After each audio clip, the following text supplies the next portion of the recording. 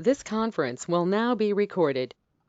So thank you all for joining us tonight at this Community Advisory Committee. It's awesome to see we have a bunch of new names, new faces here with us virtually tonight, or this afternoon, and then a good mix of some folks that have been with us for a long time. So I think since there are so many new people, that maybe we can just go around the virtual room and introduce ourselves, just so that we all know who's here. So I'll start. I'm Sheila Scalaro. I'm the Community Program Scientist with the Tampa Bay Estuary Program. So I facilitate the TBEP Community Advisory Committee. So if you ever have any ideas for specific presentations or certain things you want to learn more about, or discussion topics, I'm the person to reach out to. I think I'm just going to go down the list. So Alan Childress. Hi, yes, I'm Alan Childress. Locally, I'm on the board of the Friends of Brooker Creek Preserve and have been since about 2006 now, goodness. And professionally, I work on Everglades restoration for the Department of Interior, and I'm new to the group. Thank you for having me. Awesome. Well, thanks for joining. We're super excited you're here. Beth, you're one of our presenters. You want to go ahead and introduce yourself? Hi, I'm Beth Voorhees. I'm a professor at Eckerd College, and I will be talking today about our mini grant, which we did at Fort DeSoto. Thanks, Beth, and thanks for giving your time to be willing to talk to us tonight. Blake, you're up.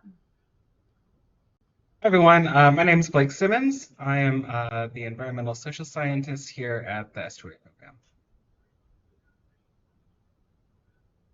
Program. Candace, another one of our presenters. Want to just go Hi ahead everyone. and I'm Candace Wade. I'm the director for the Suncoast Youth Conservation Center over in Apollo Beach. And tonight I'm looking forward to telling you all about our mini grant and our Ladyfish Luncheon Fishing Clinic. Thanks, Candace, and thanks for being willing to give up your time. I know you guys are slammed right now with the summer program, so we really appreciate you being willing to be here tonight. Celeste Leon, I don't know if you're still on. Okay. Cynthia. Hey everybody, this is Cynthia Grizzle. I'm the owner of Bridget Steinbeck Group. We're an environmental and planning consulting firm, and I've been around for quite a while. Still kind of new to this, but I've been in the environmental area in various different forms and functions for a while. Awesome. Thanks, Cynthia. Erica. I'm Erica Moulton. I'm the STEM director for St. Petersburg College, and I run the Bay Pines STEM Center for SPC. Thanks, Erica. I wish we could see your beautiful face tonight. You are. I'm in the store. Oh, you're in the store. Well, thanks for popping on, Erica. Garrett Christ. Hi everyone, I'm Garrett Christ, one of the new faces. I'm an environmental scientist for the Southwest Florida Water Management District. Great, thanks, Garrett. Jan. Hi, I'm Jan Allen. I work for the USF Water Institute on the Water Atlas program and others, and I'm also active in the Florida Native Plant Society. Jan is also one of our co-chairs for the CAC. Jennifer Schaefer. Jennifer is also one of our presenters tonight. Hello, everybody. Jennifer Schaefer, Schaefer Consulting, and I'm going to be speaking on our favorite topic, the CCMP update, specifically about our new stakeholder engagement strategy. Great. Thanks, Jennifer. Jessica. Hey, I'm Jessica Lewis. I work at the Tampa Bay Estuary Program, and that's it. Okay. Jody.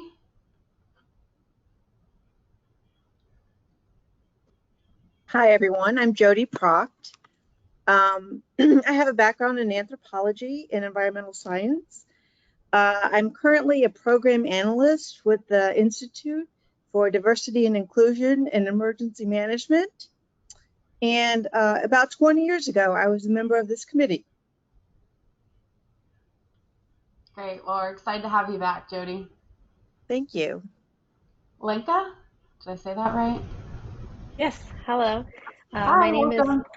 thank you so much. My name is Lenka Kaneshka. I am volunteering to support the Manatee Awareness Coalition and also the new Behavioral Social Science Committee. And I heard about this one, so I wanted to come on and say hello. I'm a public interest communicator, and I have a lot of interest in environmental and science communications and have done some volunteering, so I'm excited to be part of this group.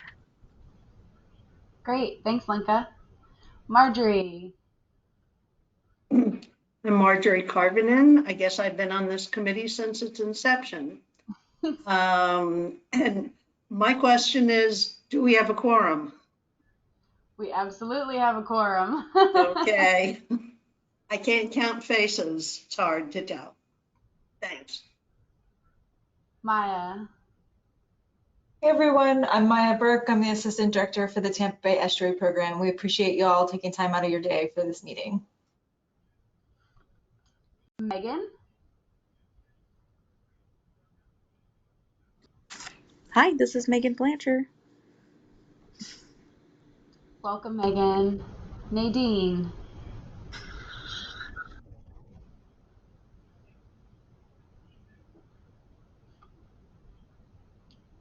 I see your name, but I don't see you. Oh, there you are.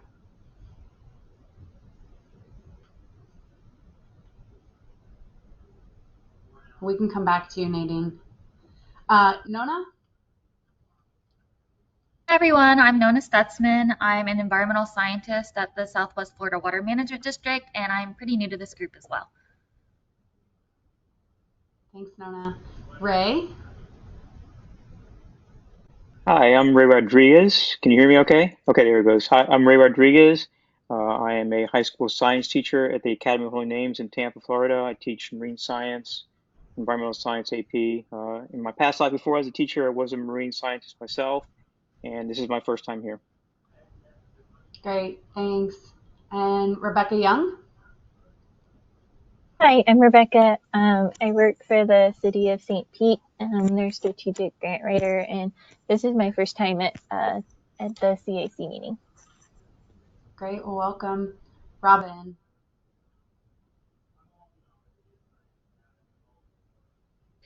All right, there we go. Hi, everybody. I'm Robin Sessingham, and I just found out about this organization during, I've been a journalist for a long time, and then I was kind of looking around for how to get involved and saw this committee.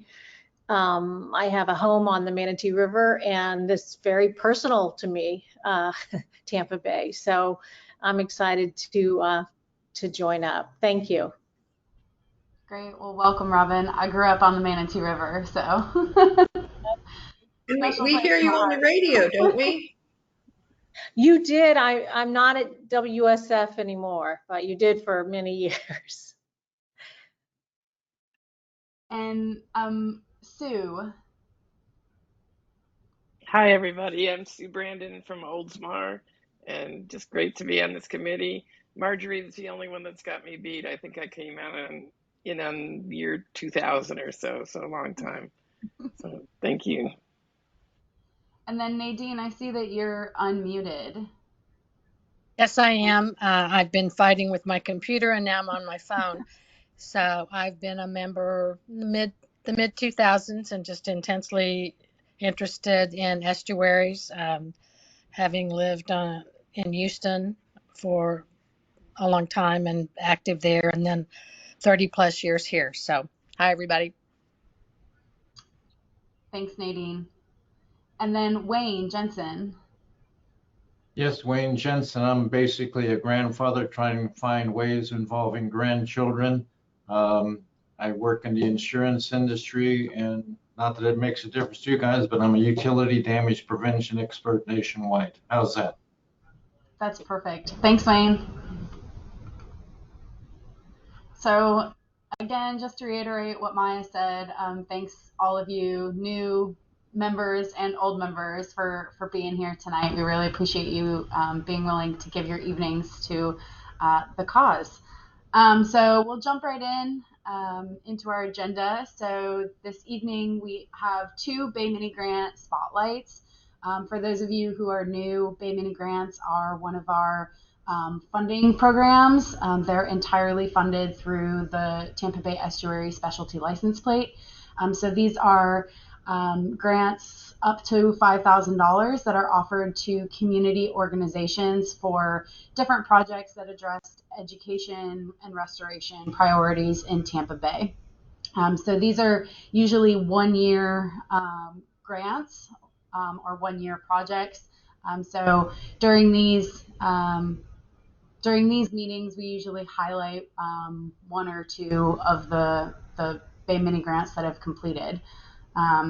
So the CAC, we receive a bunch of the applications, and then the CAC will actually review those applications and submit their findings to our executive director, Ed Sherwood, who then takes that and makes specific management recommendations on, or specific recommendations on which projects should be funded in that coming year. So this evening we have first up Miss Candace Wade from FWC, and she's going to talk about their project on the Ladyfish Luncheon. So Candace, can I go ahead and give you the presenting rights? Yes. All right.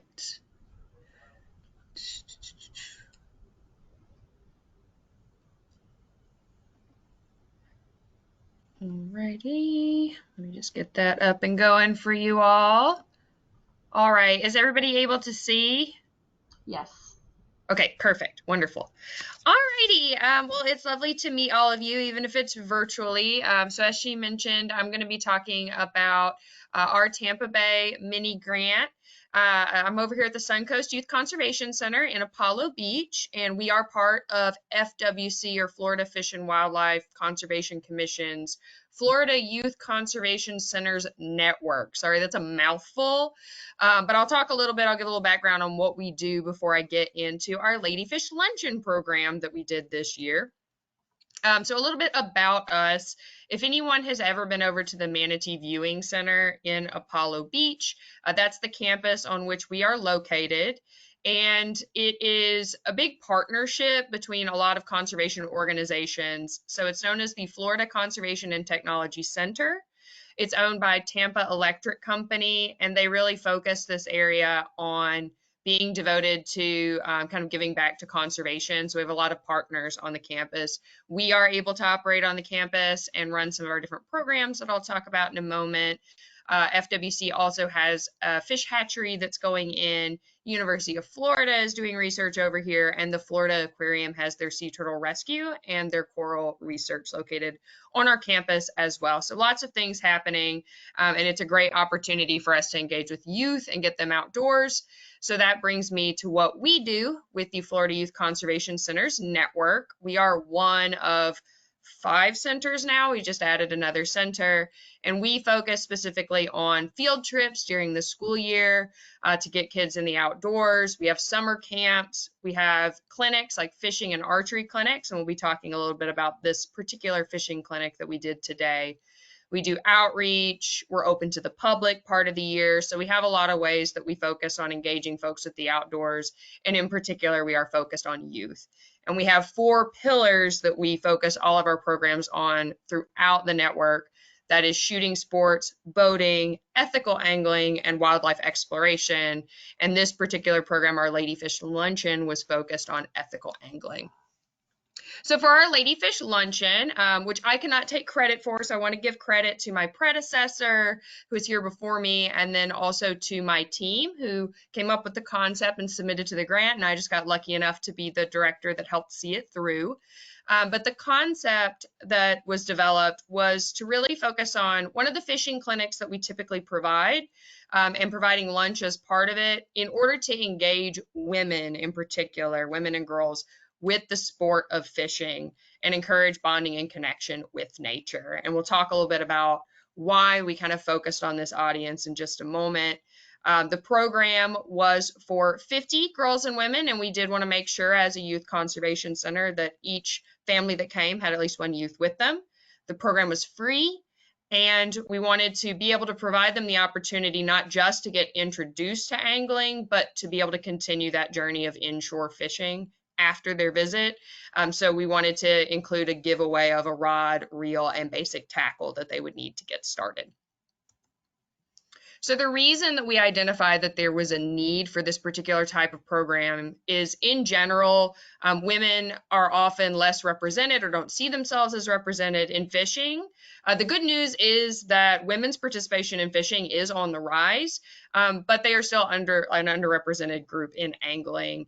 And in particular for our programs at the Suncoast Youth Conservation Center, when we looked at demographics from our past fishing clinics, as well as some of our summer camp programs that focus specifically on fishing, we usually only have about a 23 to 33% participation rate of women as opposed to young men or boys in our programs, even though here in Hillsborough County, women make up about half of the population. So that's been a group that we haven't been able to reach quite as well with our clinics and camps. So we wanted to try to see if we could focus specifically on this group with this program. And because of that focus, we decided to schedule it during Women's History Month. And we kind of had the nice benefit of the fact that we are an all-female team here. So it was serendipitous that if we wanted to get women more involved in angling, that it was a program for women by women, so they could actually have their program taught by our female staff. So that brings me to the mini grant, for which we are very grateful because it would not have been possible to do this without that financial support. And the primary things that the grant helped cover was the cost of these lovely inshore rod and reel combos that folks got to take home, as well as basic gear. So we set them up with a tackle box that included various soft baits for inshore fishing, pliers, circle hooks, all those basic things that they needed to get started. And the little papers that you see attached were instructions for how to set up their rod and reel.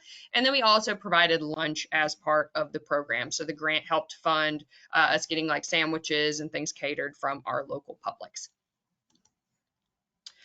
So that brings me to the day of the event. So very kind of exciting. We advertised for the event on both our email newsletter list, on our Florida Youth Conservation Center network's social media platforms. And we also printed out flyers that we shared here at our facility while we were open to the public, and that we shared with our regional coordinators for them to send out to their partner groups. We filled up all 50 spots on our sign up within the first day. And had a pretty extensive wait list as well. So it definitely showed us that there's interest in this type of event, and really backed up our feeling that there was a need for this program. And on March 13th, we had 32 of our 50 participants arrive for our Ladyfish Luncheon. So that is one challenge that sometimes comes up with free events, is while we wanted this event to be free so it could be really accessible, sometimes if there's not kind of like a base level cost or something like that, it can lead to folks signing up and then not following through on that commitment. But all 32 folks who showed up had a great time, and we were still happy to be able to serve them. And that consisted of 15 youth and 17 adults that joined them for the day of fishing. So kind of the flow for their day, we started out with some icebreakers just to give everybody the chance to get to know each other. And a big part of our fishing clinics, since we are part of FWC, is to focus on ethical angling. So that includes talking about how can we enjoy fishing, but in a way that helps us be able to fish into the future and really protect wildlife and the resource. So wetting our hands whenever we go to pick up the fish to take a photo, taking our photo quickly if we're doing catch and release so that we can get that fish back into the water and it has a better chance of survival. What's proper handling for the fish, using circle hooks instead of J hooks, which are less likely to cause damage if the fish swallow them. So kind of covering these things in terms of gear, in terms of behaviors that we can do when we're out there to make sure that we can enjoy fishing today, but we're also helping to protect our wildlife resources. We also had a bit of a fun craft activity to really kind of drive this home as well. As many of you may know, monofilament or fishing line can be a common problem for wildlife, and certainly as anglers, sometimes our fishing hooks snag, sometimes we need to cut our line. So making sure that we're disposing of that properly was a big focus of our conservation messaging for the day. And all of our ladies made their own kind of travel monofilament line from these recycled tennis ball containers. They got to decorate them with stickers and paint pens and whatnot. And they have a little carabiner clip so they can carry it with them when they go fishing and be ethical anglers in responsibly disposing of their fishing line. Oop. I seem to be frozen. Hold on.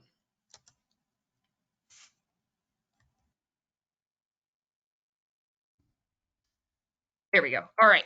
Another big part of our fishing clinics is we do have different stations. So before we get out there fishing, we like to teach some basic skills. Our stations that the groups rotate through include learning about regulations. So if you want to keep a fish, what do you need to know in order to know whether or not it's a keeper or whether or not you need to put it back, and also understanding why those regulations exist. Learning about knot tying, so we know what knots to use as anglers to be able to put our hook on our line. And then Julie, my staff member in this picture, is demonstrating here use of the de-hooking tool, which is a useful tool if we have a fish that we don't want to put our hands on, such as maybe like a catfish, something that could be a little riskier. We can use a de-hooking tool to safely release that fish without causing any damage to it or any harm to ourselves. And then my personal favorite is we give them a little bit of casting practice with something we call backyard bass. So we have fake fish, like plastic fish that are out on the lawn, and you practice trying to cast over that fish and see if you can manage to catch it and reel it back to yourself. So it just gives them the opportunity to get comfortable with the gear and get familiar before we actually go out and we start our fishing. So after the group had a nice little lunch, we got out there fishing. As you might be able to tell from these photos, we did have a little bit of weather that day. So we did have to stop fishing briefly when lightning came into the area, but our team was ready to go with some marine life trivia as a little bit of a backup plan. And we also had a PowerPoint that day just talking about women in marine science and in angling. So we had some indoor things planned in the event of that weather, but it didn't stop everyone from having a good time. And it didn't stop folks from catching fish. So these are a few of our catches from the day. On the top and the right are black drum. Those are some of our larger black drum we've caught out in our brackish water pond that you can see here. The photo in the middle is a sheep's head. And then the photo on the bottom left is a mahara. So all these ladies are demonstrating things they learned in ethical angling of proper handling of the fish. They wet their hands ahead of time. And also demonstrating, especially our person in the middle, very important thing we go over, which is doing good zombie arms. If you want to be a good angler, you want to get that fish out close to the camera so it looks as big as possible. So they all had a great time. Fish were caught, which is always a good day when you manage to catch something.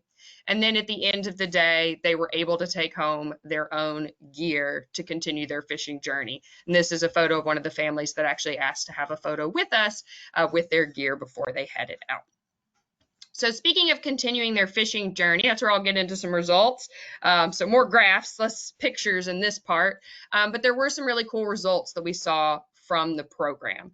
So the way that we evaluated our success, other than just being able to see their general enjoyment, was with a pre and a post test. So when everyone arrived in the morning, we provided them with, it was kind of part test, part survey.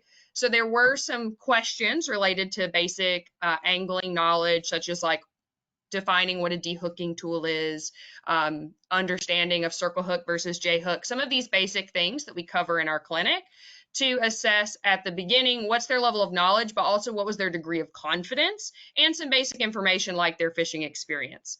Then we gave them the same assessment at the end of the day to determine what they learned, and we did a follow-up survey, which I'll talk about in a moment. So I just want to start with a general kind of info about the group. So in this graph, you can see that 17 of our participants, the largest group, had fished a few times. So they might not be super comfortable with fishing, but it wasn't totally new to them. They had been before. 11 of our participants said that they had fished many times before. And only 3 of our participants said that they had never fished before. So certainly it's valuable to get anyone out there fishing, and we're excited that more than half of the group was relatively new to fishing, but something I'll talk about later that if we do this again in the future, we would like to see is an increase in the numbers of folks who've never fished before or have only fished a few times, since that's really who we wanted to focus on with this program.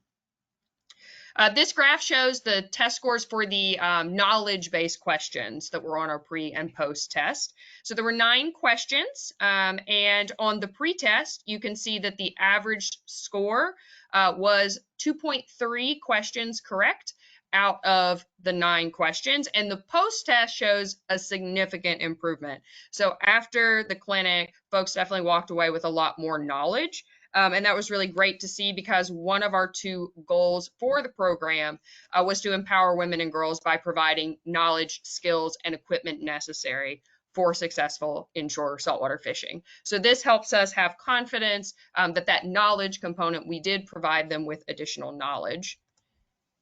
But that's not the only thing that's important. Sorry, it's hanging up again, switching the slides. So give me just a moment here.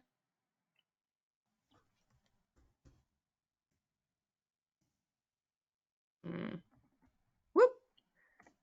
Here we go. All right. So it's not just important that they have the knowledge, but also it's important to have the confidence in one's knowledge and skills.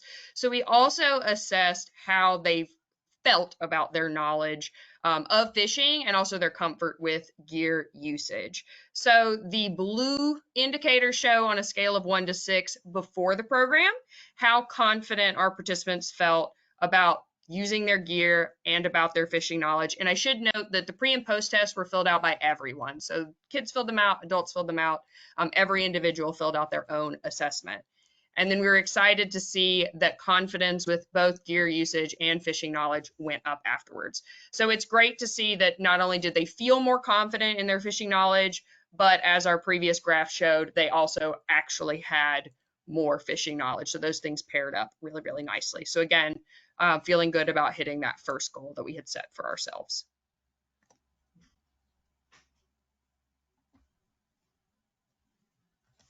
And I apologize, I'm not sure why it's having issues switching between the slides, so just bear with me here. Just get extra time to look at the lovely graph.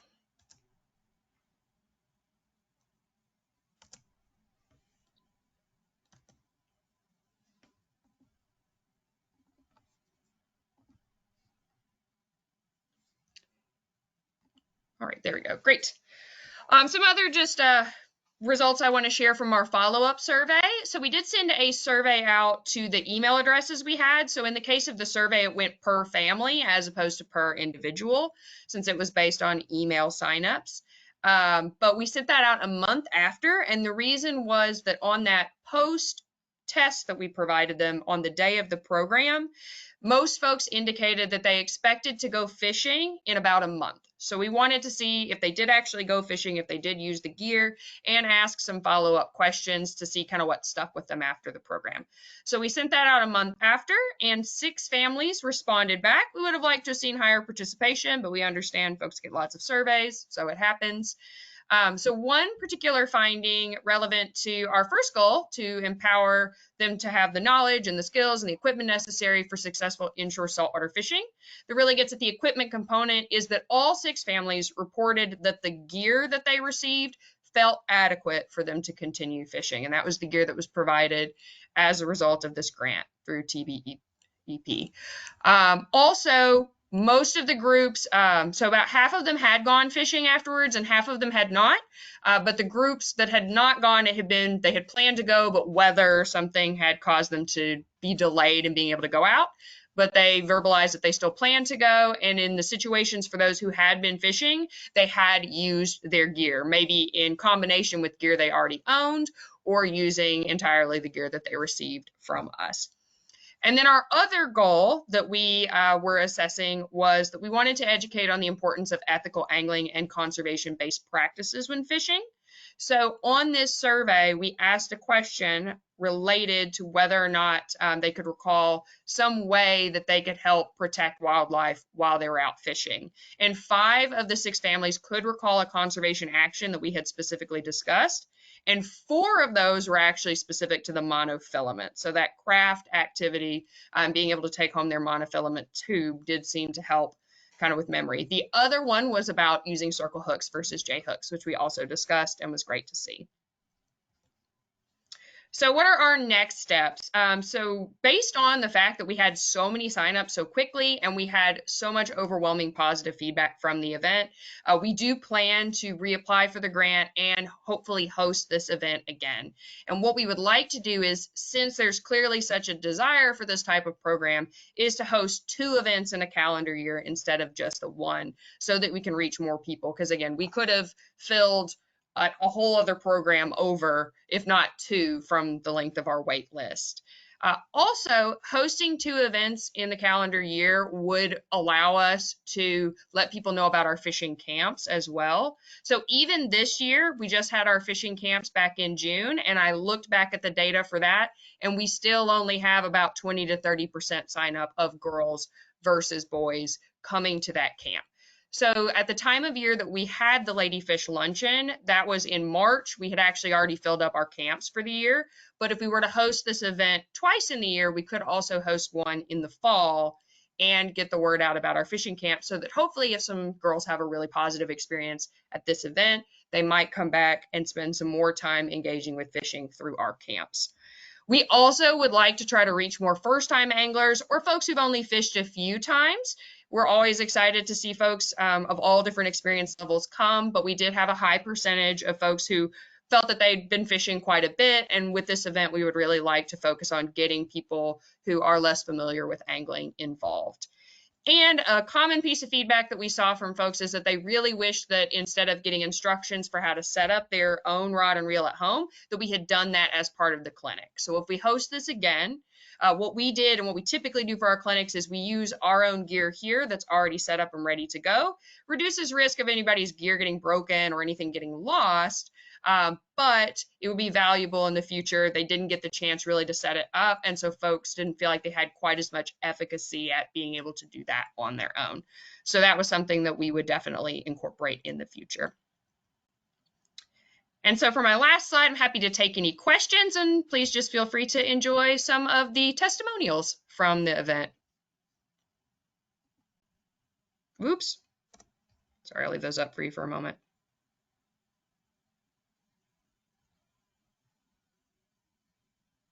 Great. Thank you, Candace. I really appreciate you providing this overview of the project. I know I really loved seeing this project come to fruition. Does anybody have any questions, comments, anything they want to say or ask Candace? I typed a question in the chat. Okay, let me pull up the chat. Yeah, if you'll, I want to be able to leave this up for anybody who'd like to read. So if you can just read off that question in the chat for me, because I can't see it right now. Yeah, so Erica Okay. asked, oh, go ahead. Do you want to ask it, Erica? Yeah, sure. I was just asking if in your data gathering, in your demographics, if you're asking how long they've been residents of Florida. Here at the college, we have a couple of faculty who are interested in, training and stuff that is occurring for new residents, and this might be of interest, so I was just curious if you asked that question.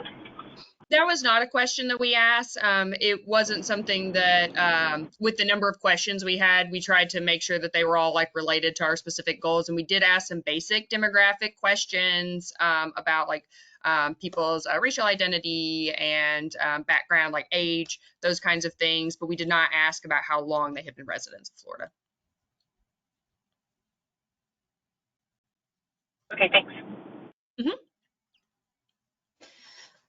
Candace, could you put your email address in the chat for us, or yes, Sheila, absolutely. could you do that?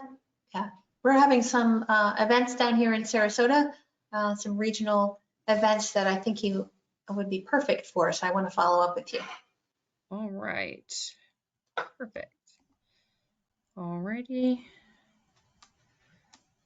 Sorry, I haven't been on GoToMeeting, so I got to find where the chat is. There it is. All right. I got Zoom, I got Teams, but this is a new one for me.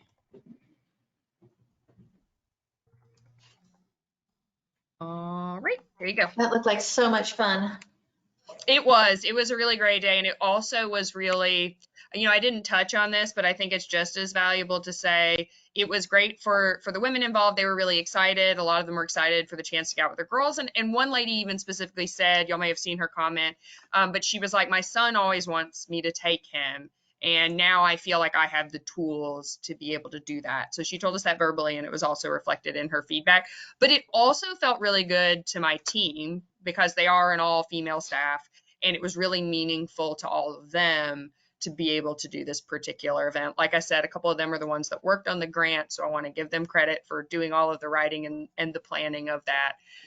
And so it was, I would say, just as valuable for them as well.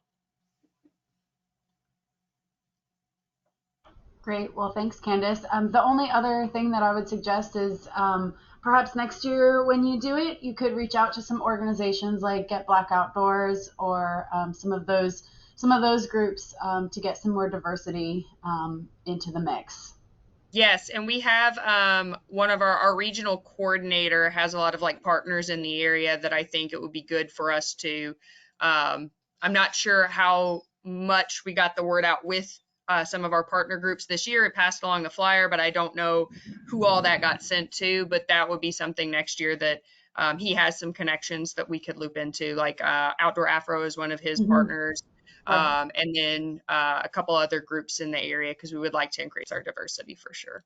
Just so you know, Candace, the Outdoor Afro is sort of the local chapter is transitioned to Get Black Outdoors, and he is connected with. Okay, cool. I did not know that. They came out for a paddle with us a few months ago, but I did not know about the name change. Thank you. Yeah, well, Hillary's just coordinating through this other organization because it's a little bit more streamlined for her perspective. Excellent. Cool. Thank you. Great. Well, thanks, Candace, and we really appreciate you taking your time. I know it's crazy busy over there right now, so thank you. Absolutely. I've got to hop off and just help kind of finish up with anything for summer camp for today, but it was lovely talking with all of y'all, and thank you for your questions and suggestions. Thanks, Candace. So up next, we have another Bay Mini Grant awardee. Beth from Eckerd College is going to be talking about how they used cameras to assess faunal biodiversity on Fort DeSoto. So I'm going to pass presenter rights over to you.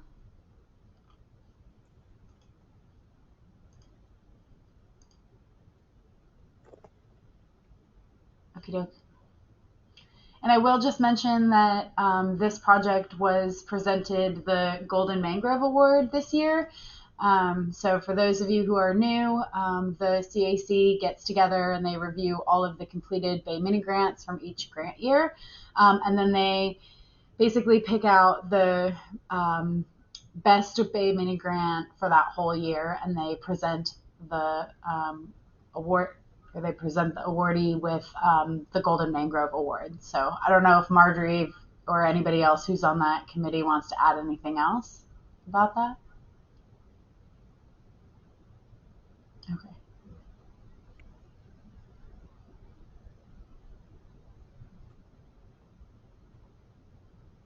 Sue, do you want to say something? It was a fascinating, what we saw about the program and what they had done was fascinating. And it gave us a little different perspective than just what's in the water. Thanks, Marjorie. All right. I'm trying to present. Can you see my screen now? At the top? We cannot. We could see your screen for a minute there, but we couldn't see your talk. Okay. Entire screen one. Window. There. How's that? We see it in the editor version. Yeah. And how about now? Nope, we're still seeing the editor version. When you receive the request to share, you can choose specific screens. So maybe it's on like your other screen. Yeah. Let me try one more time. Sorry about that. Okay.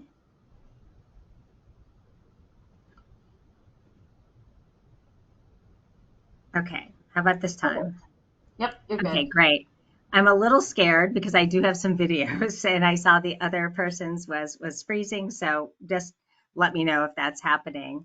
Thank you for listening to me. I'm here to talk about using camera traps to understand faunal biodiversity and distribution at Fort DeSoto Park.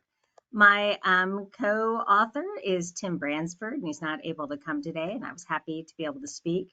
We were thrilled to receive funding from your organization.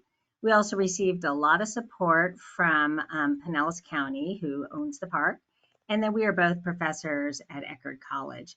And you can see here a little infrared photo of a cottontail rabbit. So our research objectives was to assess coastal species diversity of mammals and birds at Fort DeSoto County Park by using camera traps. We also wanted to educate Fort DeSoto users about park biodiversity and what they can do. And then because we're both professors at Eckerd, an undergraduate institution, we wanted to provide college students with research experience. And so here are some of our many research students getting some really amazing experience. So probably, let's say I was doing this 5-10 years ago, the cameras used to be really expensive, but these infrared wildlife cameras have really come down in price to like $100 to $120. So what we did is we placed 20 of these cameras that have something called an infrared sensor. So when the sensor detects a sudden change in ambient temperature, so the animal is a different temperature than its background, it then gives off an infrared flash that most species can't see, and then it takes a 15-second video. So we set our cameras just at nighttime because that is when the park is mostly closed. And so in most cases, they took cool photos. Some other things did trigger the photos. So we had vehicles because the lights were warm, I think triggered them. We got a lot of beautiful photos of sunsets and sunrise because that triggered it. And then also just sometimes if there were movements swirling around, I think changes in temperature that also occurred. So the infrared flash that you're going to see in the photos is not seen by many species. So in this photo right here on the right, you see that really white spot. The animals are not being like flashed this big photo. This is just the infrared beam and the camera is detecting it. The other kind of cool thing you're going to notice on a lot of our photos is the species have eye shine, like the eye shine maybe from a dog. And this is more intense for nocturnal and crepuscular species that are just like active at morning and night. So this is the tapetum lucidum, and it's a layer of tissue and vertebrates that reflects any existing lights and magnifies it. So I'm sure most people here know where Fort DeSoto is. It's at the mouth of Tampa Bay right here. And it's a chain of barrier islands that have now been connected by roads.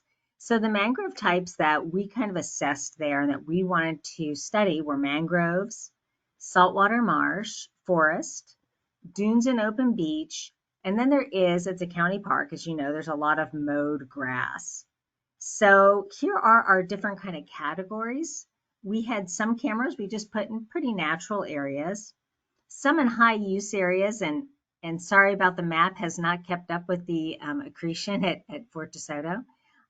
This is where we had signage that I'll show you later with a QR code that you could scan. And then we had some restoration sites. We had a dune restoration site here, a prescribed burn, and two that the Tampa Bay Estuary Fund, I believe, were involved in. It's the culverts that went into the bridges right here and right here. So we had two sites that were right near the culverts. Unfortunately, we don't have like before data. We only have the interesting after data. So how do we involve the students? So you can use Wi-Fi signal to get these photos, but it's really laborious. Cell phone cameras are really expensive, the ones you can download to sell. So we had the students go visit the cameras every other week, take out the SD cards, the little micro SD cards, and then they would set up basically a directory, sort them into like just people, nothing, vehicles, and then we named every single file that had a species that we could identify in it. And we were taking one photo followed by a video. So the students could also look and see if there was any interesting behavior going on in the video. maybe another species entered. It was interesting information. During the course of the project that was funded by the Tampa Bay Estuary Fund, we took almost 2,000 photos that were usable. Now we've actually kept all the cameras up, so now we're up to like almost 3,000 photos. We had the most photos present of animals in the mangrove and the non-mangrove forest, then followed by the dunes, and then this is like grass, the mowed grass area. The salt marsh didn't quite have as many photos taken, and the open beach had fewer photos as well. This is the number of species, and I know this is a graph with a ton of data on it. What you may or may not be able to see is we basically had photos of like 900 photos of opossums, and then we had over 600 photos of raccoons, and then about 250 coyotes. So this means that 2 species, and with the third, are really dominating the ecosystem, and these are both kind of generalist omnivores, so that's kind of interesting. But we did see 25 species total, and so I'm going to talk about some of those interesting other species that we saw. So I'm just going to quickly go through the major habitats that we looked at. So mangroves was one of the first that we looked at, and we saw a number of species in the mangroves, and I've listed them from most abundant, raccoon, opossum, coyote, to least abundant. So we also saw things like night herons, marsh rabbits, armadillos, we did see a cat, night herons, ibis, some rats, and some other wading birds. So here we have a photo that's taken from the infrared camera. This is an adult black-crowned night heron, and at the same spot, and this is one of the culverts that was restored, at the exact same spot the next night, you can see a juvenile black-crowned night heron. So they're definitely using this area. Here's a little photo of an armadillo to show you what they look like in the photos. That is a marsh rabbit, and we found them frequently in the mangroves. And then here is a raccoon. Not scared by our camera, scared by something behind it. So this is an interesting short video. We have an adult yellow-crowned night heron, and it's walking in the mangroves towards this open area, and it stops. It sees something. That is a juvenile yellow-crowned night heron, and can't tell how they feel about each other exactly. They kind of ignore each other. But without this video, we would not have known that that second individual came. So we got additional data with that. This, of course, is one of our favorites. We did have river otters primarily at the mangroves. And here's a photo of a little river otter. You can see the eye shine, but it does not detect our camera.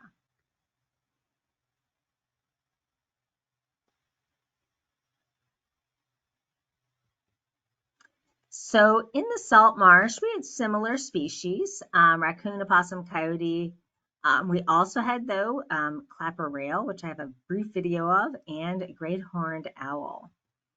So here's a photo of one of our many night herons, and here we have a raccoon photo, and this is an interesting one.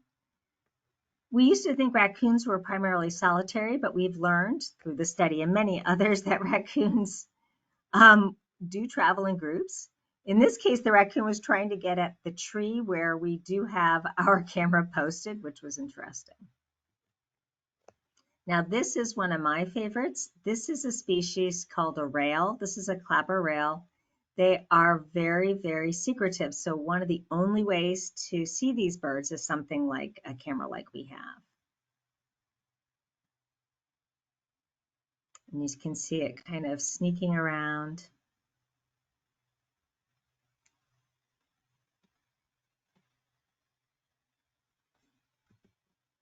So into the forest, we got a lot of photos, but we didn't have as many species as we thought.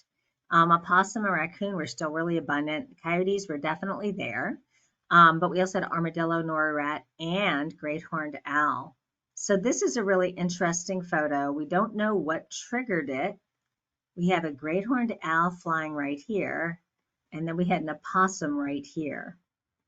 This is a photo of another forested area where we have one of the biggest rats I've seen. This is actually a Norway rat. There's 2 kinds of native rats that are common to Florida, Rattus rattus and Rattus norvegicus, and this is near the water, so it makes sense that we would have a big non-native nori rat, which are associated with water and boats. And here we have some coyotes. Coyotes are not native to this area either. They've been increasing in numbers, and one of the interesting things was seeing how they kind of maybe shaped the species distribution. The dunes and the open beaches, we did get more bird species here. These are primarily birds that are active at night, like Chuck's Will Widow. Black-bellied plovers will be active at night also. And then this video was a surprise for me. Oh, that's a black-bellied plover. This video was a surprise for me. I did not know that great blue herons were active at night, and you can also see the eye sheen on it.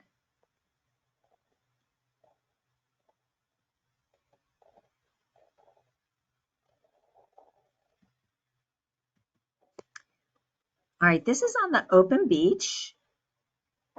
And at first we didn't know what that was. We think it was turned on, the camera was turned on because we have these plovers chasing it. But we later realized that is a loggerhead sea turtle, and it had come ashore, and it ended up diverting and not nesting. But it had basically come ashore right next to our sign, so that was kind of cool. So mowed grass, and this is at night, but you can see it still gets kind of light at night. We did get things like fish crows, other species like that. I think we have a white ibis in the back. So here we primarily had more of the most common species. Here we have a quintessential opossum. I think we've got probably 500 opossum photos or something right here. This you can't see very clearly, but it's a great horned owl right here. And it finds something to eat and it chases it.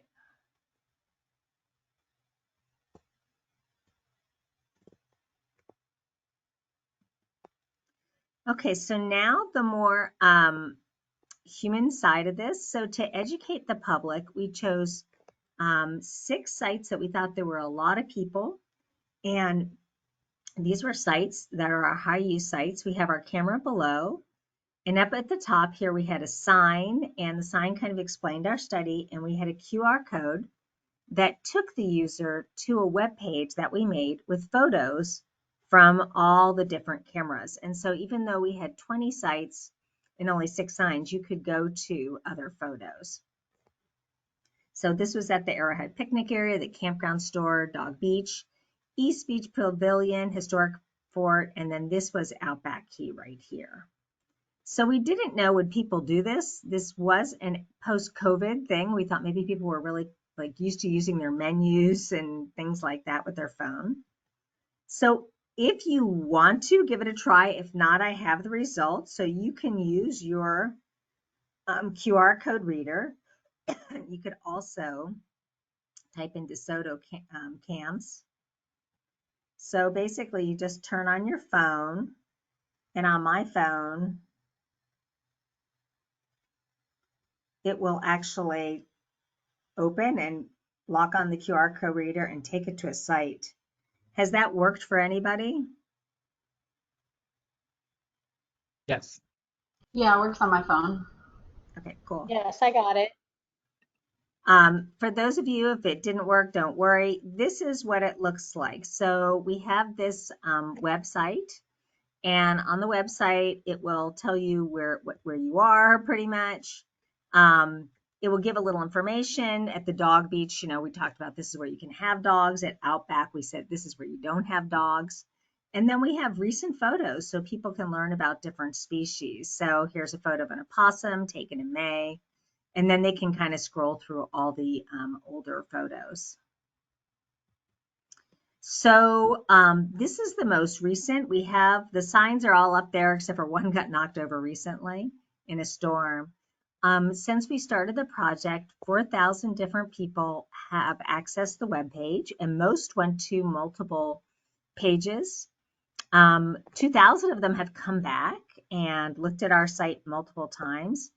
I was surprised by how many different countries. So obviously the United States is the most with 3,900, but we also had a lot of people from Canada, Germany, United States, France, Switzerland, Ireland. And if you look at this world map, I mean, all kinds of places, including South America. So I thought that was very, very interesting, an interesting way to reach people that you might not have thought about. And this is totally free. This is a Google site that we set up, and Google Analytics is just a free part of that. So in terms of our student researchers, the very first semester of the project, I had 28 students in my conservation biology class, and they actually came out, got the SD cards, categorized the data, and then they each analyzed a piece of it and wrote up a paper. We've now had 10 dedicated research assistants, and we tell them they don't have to stay on, but every single person who's joined our group has stayed on, and they go during the rest of the year. One summer we had an employee from the grant, and then this summer we had a student do it as an internship. So far, we have presented 3 different research papers at the local undergraduate symposium. These are 3 freshmen we had this year work on the project, and they are talking to other students about their grants, so I thought this was neat. And then we are right now writing up the paper for publication. So our conclusions, the camera traps are helping us to understand habitat use of both the nocturnal mammals and the birds. The omnivorous mammals are definitely dominating the ecosystem, but there were many species of birds that were coexisting. The signs with QR codes worked great to educate the general public. And we learned camera traps are really great for student researchers. You don't have to check them at a specific time of day. Because I can see all the raw footage, I can check and make sure students were doing a good job. So that's it. Any questions? And I'll try to get out of here so I can see people's faces.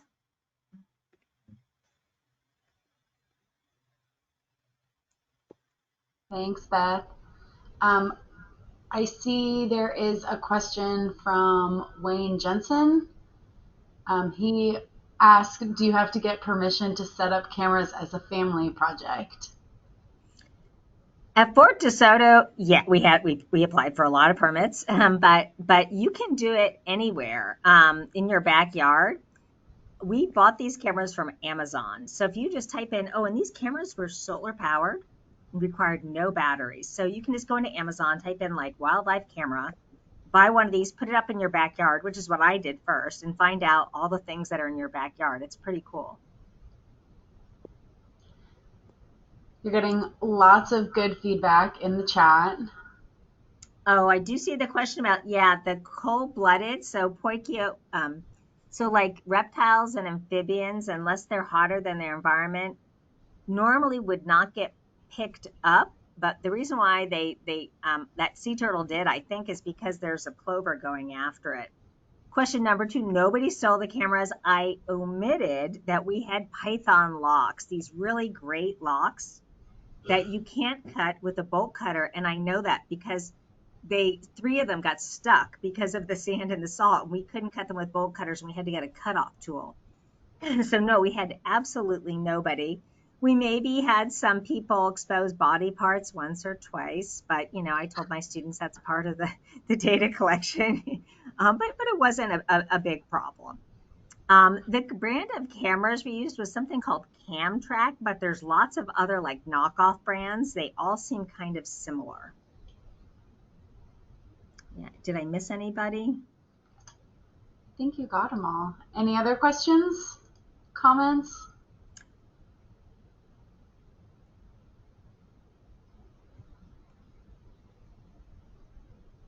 Great. Well, one of the things I really like about this project is that it could be used as like a pilot project, and so we could apply the same principles and activities in other restoration areas or conservation areas. So I think you could have like this big network of trail cams to start to track the different wildlife in the area. So lots of potential here.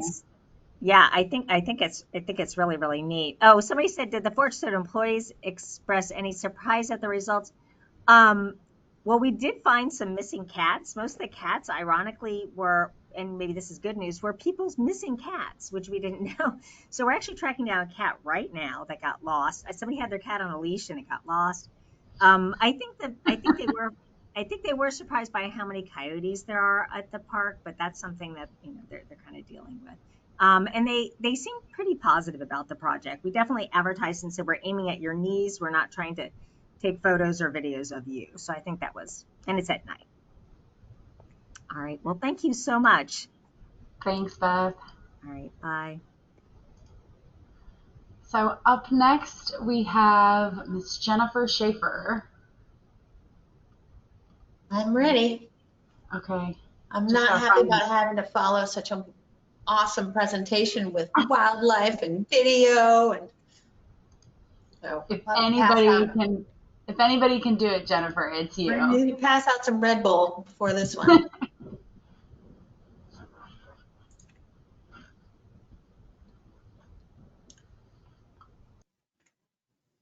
Okay, I think I'm sharing my screen. Do you see that?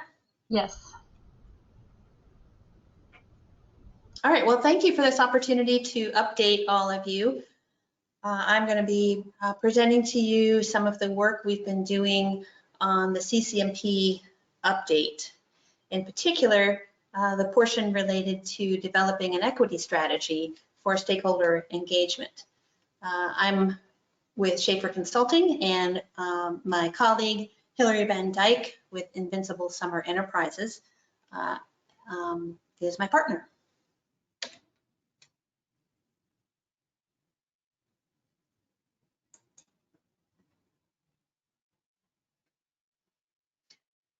All right, let me just take a moment to refresh. The document, the strategic plan that guides all of the program's work is known as the Comprehensive Conservation and Management Plan, or the CCMP. And it gets updated roughly every 5 years, and it gets revised about every 10 years. So we're doing the 5-year revision, sorry, the 5-year update to the CCMP from about 2017. This exists on the web as sort of an interactive PDF. It can also be downloaded as a PDF.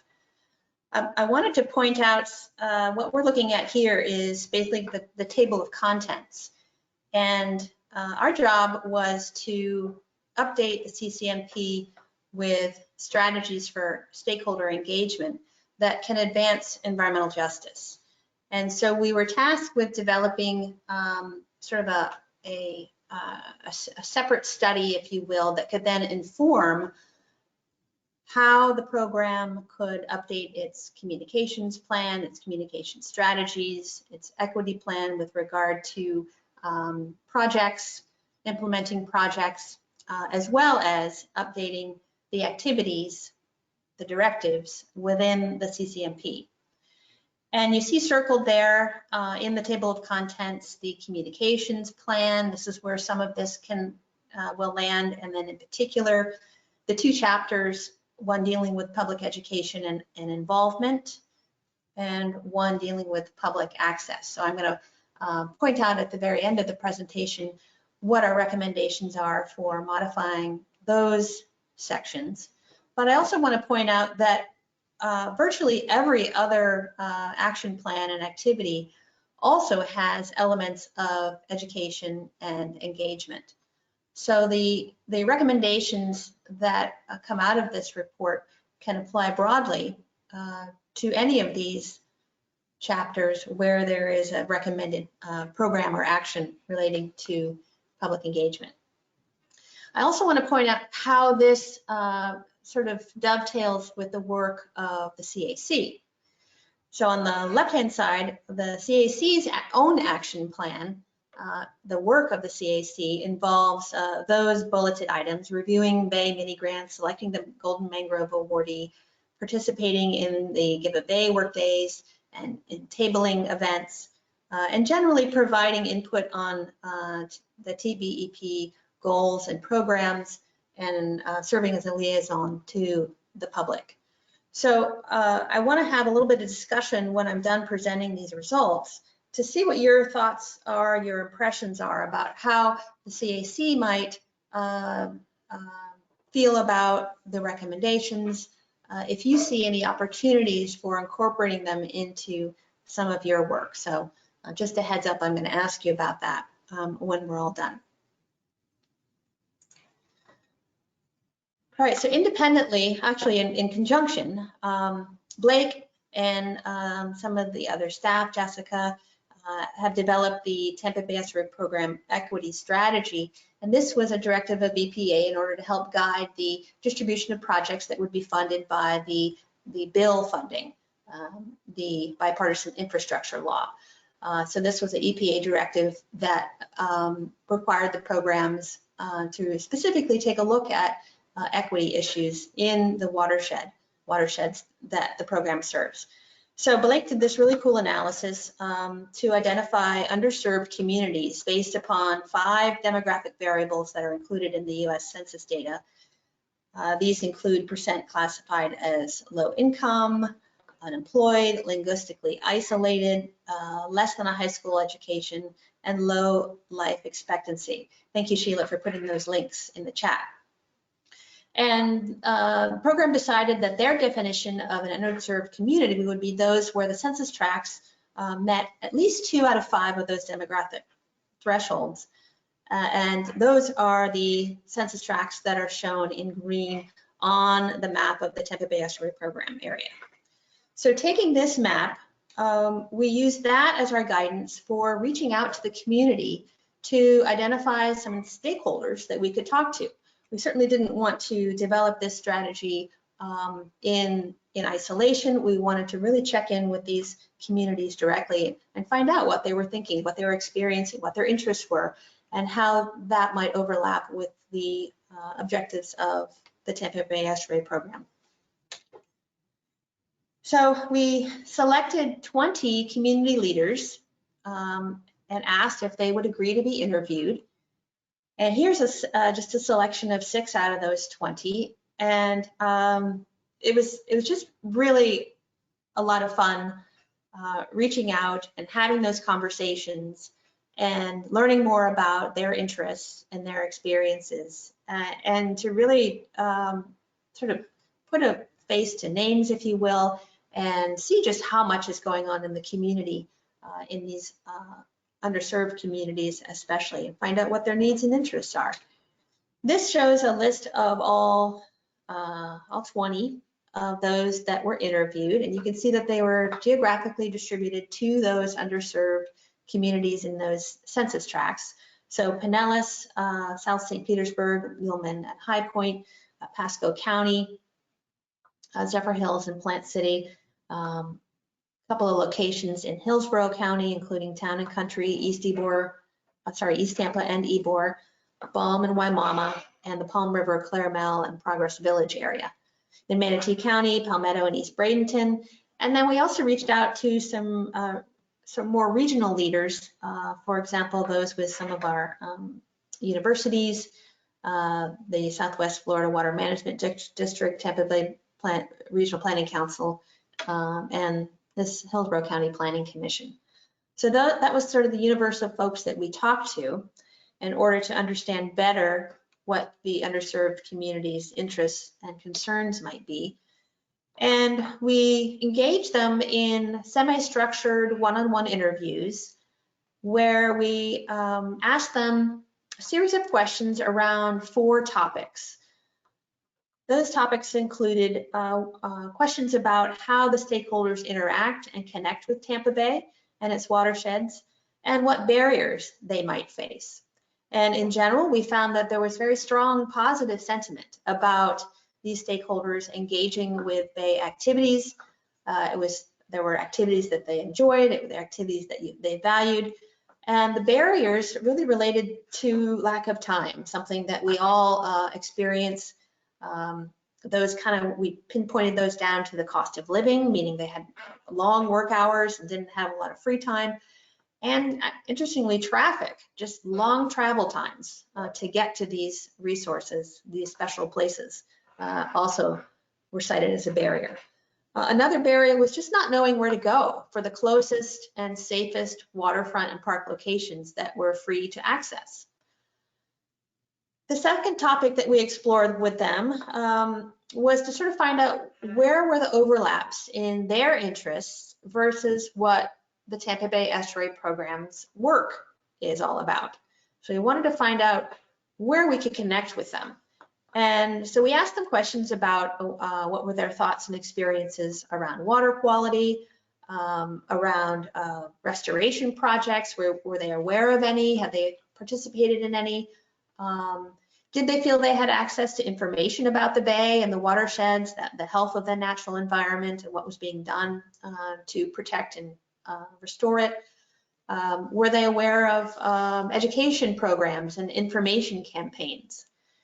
And most people cited water quality as a concern, something they were aware of, and in particular red tide. And that was in the context of worsening conditions. They're also interested in talking about drinking water quality. They also were aware of issues like trash and wastewater spills. And those comments were sort of made in the context of historic and ongoing environmental injustice issues. So there was some awareness around those as being sort of an unequal burden. Then we talked to them about the mini grant program. We wanted to know if they were aware of it and if they had ever applied, and if not, what were some of the barriers. Most of our interviewees had heard about the program, but few of them had in fact ever applied. And the barriers, not surprising, time, funding, just general interest or relevance to their busy everyday lives, and perhaps perceived lack of skills in how to sort of get the job done. And for basically for underserved communities, they've got multiple competing urgent life needs and interests, and the environment is kind of an afterthought. And without a really sort of direct connection to their lives, they just don't feel that they can make an impact or that it's a priority. That's generalizing, of course. Then we wanted to know about their familiarity with the concept of environmental injustice. And we wanted to see if they could share any local perspectives or stories. And what we found was that pretty much everyone kind of understood the concept of environmental injustice, but maybe weren't readily identifying local examples of it or how it might be affecting them. There was some concern around sort of equity concerns around pollution, monitoring of pollution, and about the equity around where and how environmental improvement, restoration, and beautification projects were done, meaning that they weren't equitably distributed to all communities. On the other hand, they also found that some improvement projects could threaten to restrict historic access to shorelines and recreation areas. So that it was a little surprising, maybe not intuitive, to think that an improvement project could actually impact and reduce access if the area became either off limits, actually, or perceptually. So in addition to analyzing the transcripts from all of these interviews, and most of the interviews lasted from about, 30 to 60 minutes or so, all of the listeners, the interviewers, got together and sort of teased out some of the primary takeaways from these conversations. And we've grouped them sort of into four areas. Education. Education was universally seen as important, especially for youth. Important for youth to gain skills and knowledge that had sort of life skills building or career building potential. But they weren't all sure where to go to get info, whether that was just general info about the Bay or specific info about education programs. With regard to access, everyone highly values access to outdoor areas. Many had their favorite spots, but they had concerns about the risk of that access being curtailed from improvement projects, as I just described. With regard to their advice on points of engagement, how Tampa Bay Estuary Program could do a better job of connecting to with these underserved communities, they all agreed that strategies to do so needed to be targeted. There wasn't a one-size-fits-all education program, and that the connections needed to be tangible. They needed to specifically tap into and address their sort of life concerns about safety and family and finances and work opportunities, economic opportunities. So, you know, not unlike everyone's concerns about life, but the engagement part had to have some nexus with their lives that would allow them to really feel like they had agency and were able to connect and make a difference for themselves, for their kids, for their families, and for their communities. And then with regard to types of engagements, the thought was that the mini grant program is a great program, but there may be serious barriers to getting started. And so the recommendation was that there'd be one-on-one targeting where particular ideas for CCMP suggested activities or projects could be matched with particular communities' interests. And furthermore, that those communities could receive additional support for sort of the mechanics of getting it done, how to write a grant, how to set up a budget, how to manage a project. And so that was the general advice there.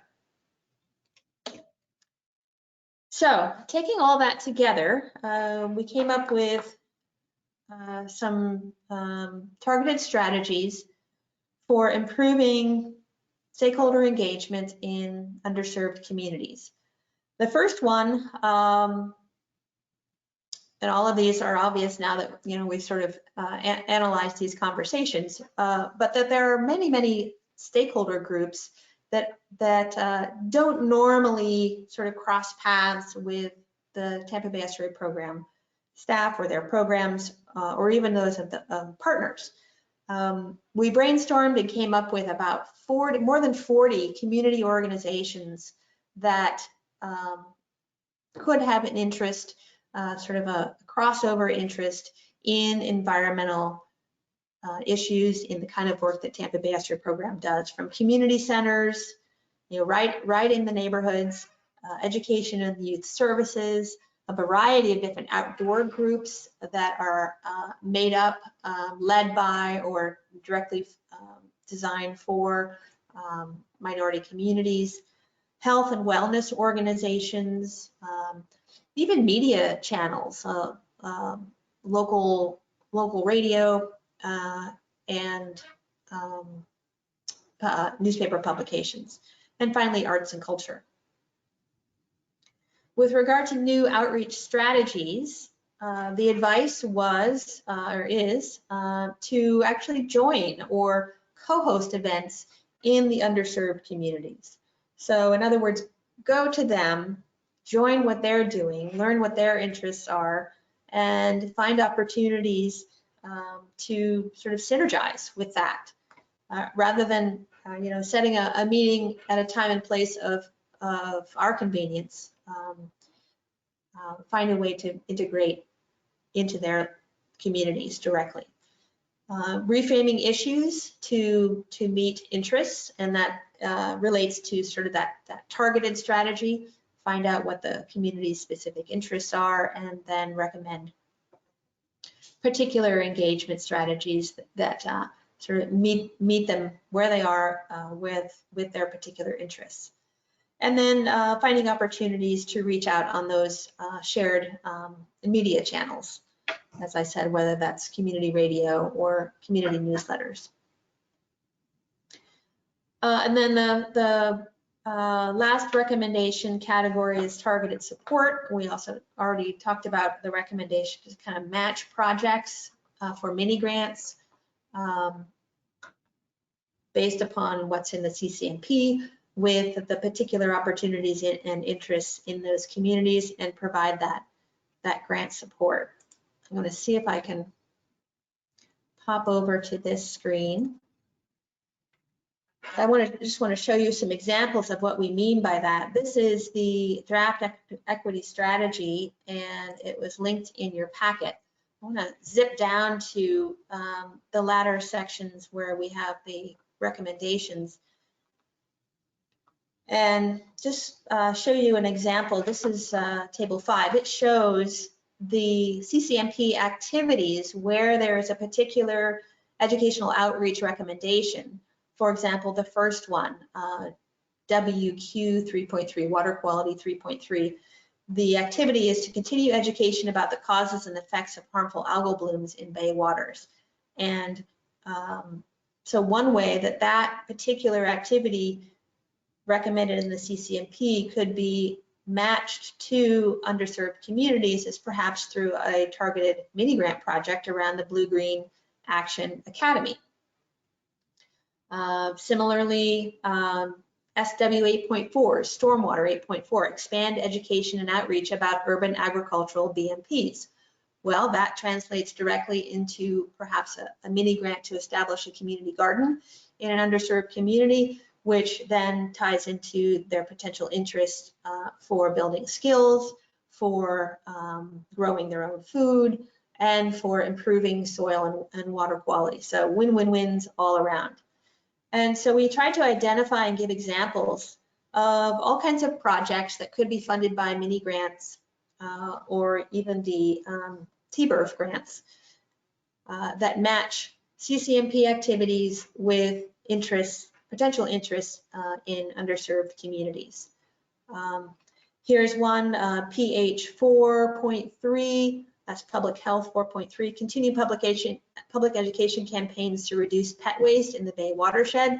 And this idea, pet waste pickup service as a youth entrepreneurial startup, there was a sense that programs that provided education and training for youth, particularly entrepreneurial skills that gave them positive outlets and growth opportunities would be more readily adopted as projects by the community. And so here's an example of how a youth could start up a little business picking up pet waste. All right, I'm going to try to navigate back to my PowerPoint. Let's see. Uh-oh, I might have just messed it up.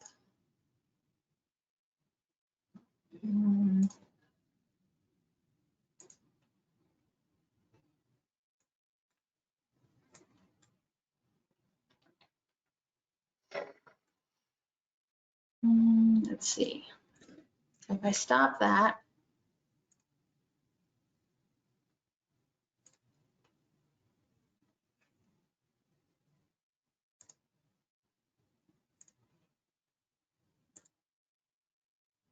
okay, almost there. Hang on.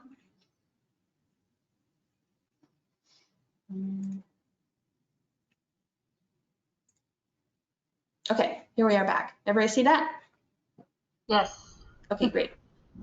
All right, so the last thing I want to share then, this is kind of gnarly looking. I apologize. This is an example of the recommendations we have for modifying the particular CCMP activities related to public engagement and public access with a sort of strikeout and add format.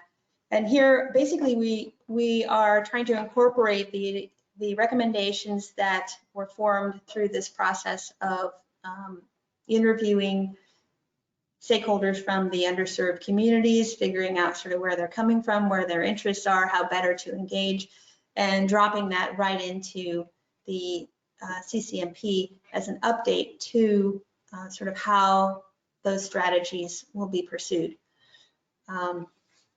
So we can see for public engagement. 1, promote public involvement in bay restoration and protection.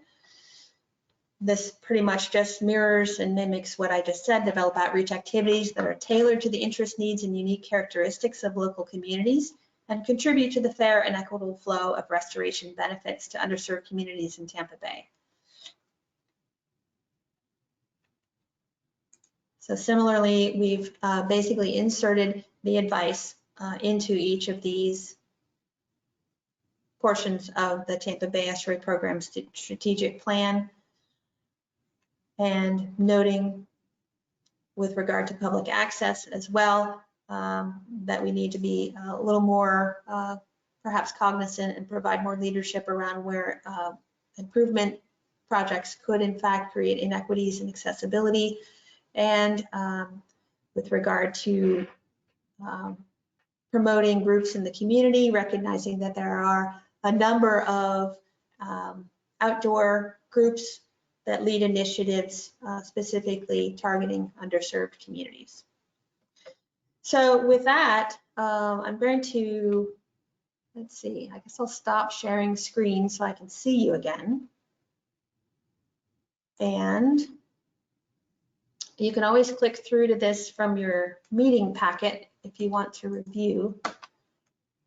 But I want to go back to my original question and see if you have any feedback or thoughts on how all of this might be relevant to the work of the CAC, to your work in promoting the program, doing your educational outreach with your Give a Day for the Bays and your tabling, how you select the Bay Mini Grants, or how even you promote the Bay Mini Grants.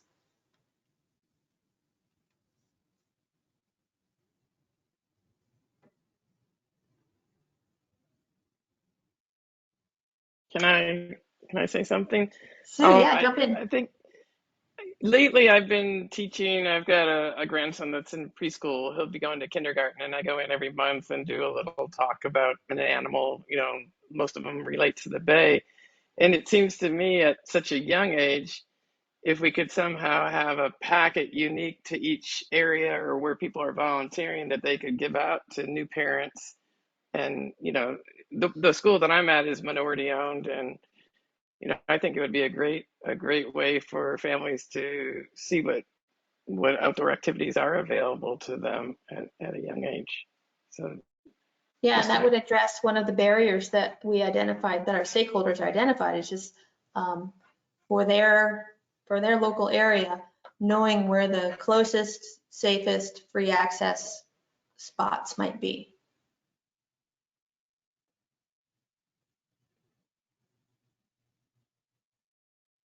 Jan, I see you're going to jump in. It seems like you're recommending that we maybe do a grant workshop for underserved communities to try and encourage more applications for the Bay Minute grants, which I think would be a good idea, especially if we could do it in the community, maybe at public libraries or somewhere. People don't always have access to a computer and equipment to do a Zoom meeting or online meeting. So if we could pick a time and place where it would be accessible to people and try to promote it, and then help people with the applications, just have them bring their ideas for things that they want to do, and then try to help them to flesh those out. That might be helpful. Yeah, I would agree. I think that's directly some of the recommendations of the stakeholders that we talked to, who said, you know, we need a little more direct support. And the other thing is we might change our evaluation criteria for when we approve grants. Lately, we've had enough money to fund everybody, but to give priority to grant applications that affect underserved communities and move them higher up the list.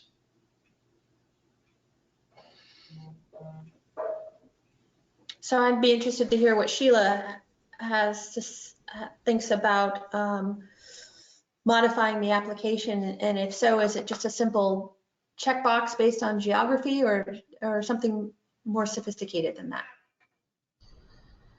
Yeah, I mean, I think I would leave that up to the CAC as to whether they wanted to incorporate it and use sort of the products that like Blake has developed for assessing a community or an applicant's if they're underserved or overburdened, or like if the CAC wanted to sort of add that as a component in the actual of selection criteria.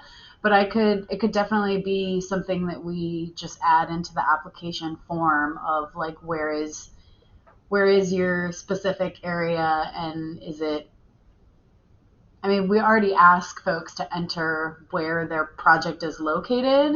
So maybe it's more like additional step on our part of like aligning, like joining that with our areas that are identified as underserved or overburdened.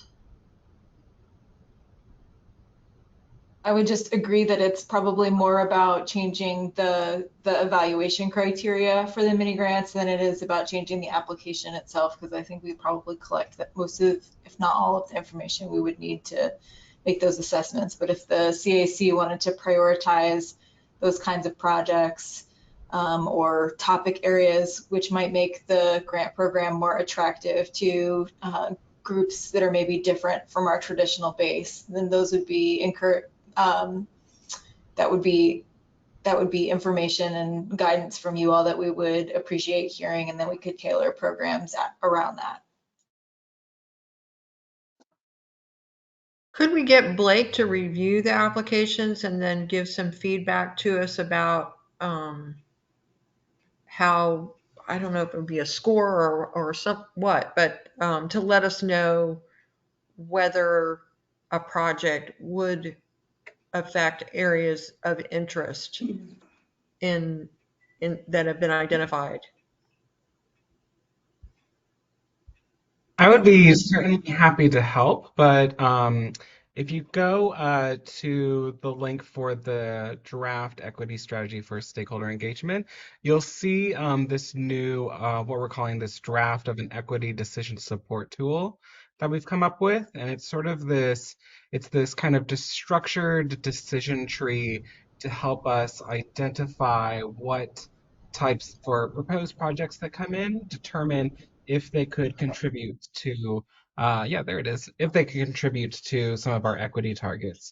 And so hopefully the goal with something like this is not to have sort of one person be sort of, the person who says, yes, this is equitable, no, this is not going to be equitable, right? So everybody can sort of use this tool for whatever project it is that they're thinking about. And so, if you kind of go through it, probably on your own screen where text is quite small, but you'll see there's questions that are not just about, is it located in, what we've classified as an underserved or overburdened community, but also kind of thinking beyond that, sort of who's included as part of the decision-making team, is this, we don't want a bunch of people outside of the community going into these communities and telling them what they need, right? Sort of a thing. So there's some nuances in this sort of evaluation criteria. And even if you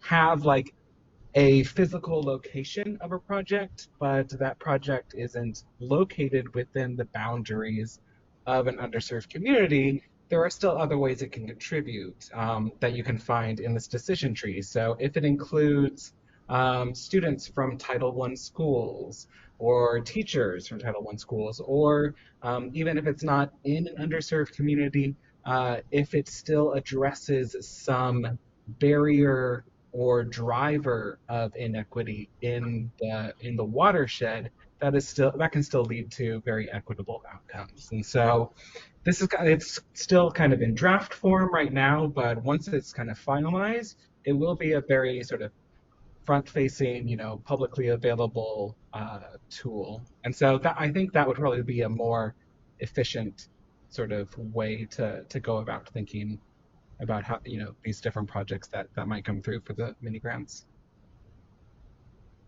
Thanks, that's really helpful. Hey, Jan, this is Erica. Yes, we can hear you. Okay, I'm just curious. So I think, right, if we help somebody with an application and we're on the CAC, then we have to abstain from voting, and is that how we've done that in the past? I would say yes. Okay, I'm just making sure that we don't leave Sheila in a position where if the committee is going to help us out, then she's like, okay, we have to all abstain from these. Right, but maybe we could like pair up people, like if we have a couple of CAC members that are really willing to help do some grant writing, or work with a group or work with a couple groups to develop a strong proposal. Maybe we could kind of, like Jessica and I would be able to pair those folks up. Okay, I'd absolutely adore the opportunity to help out. I would really love to, and I am, being at a public university, I can't write anything about DEI now, so I can, on my own, would be great to still be able to do that.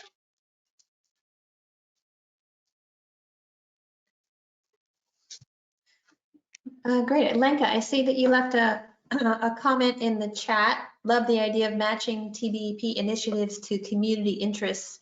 Do you want to say anything more about that? Did you have particular ideas about how that might actually work? Hi, thanks so much for mentioning that. I am a new member, so I don't have anything specific, but based on my work in, implementing strategic plans, it sounds like a really strong way to make sure there's a win-win scenario, meet the goals of the organization and also the community. But based on this other conversation we're also having, there is a local grant writers group that's called the Grants Collaborative of Tampa Bay, and it might be possible to have a partnership with a group that does, grant writing in order to support some of these organizations. So that was another thought came to me. Thanks for calling on me, though. Yeah, when I heard all of you introduce yourselves in your bios, I was super excited because we all share so many of the same overlapping skill sets, and you guys your backgrounds are amazing. So I'm really lucky to have your input on this.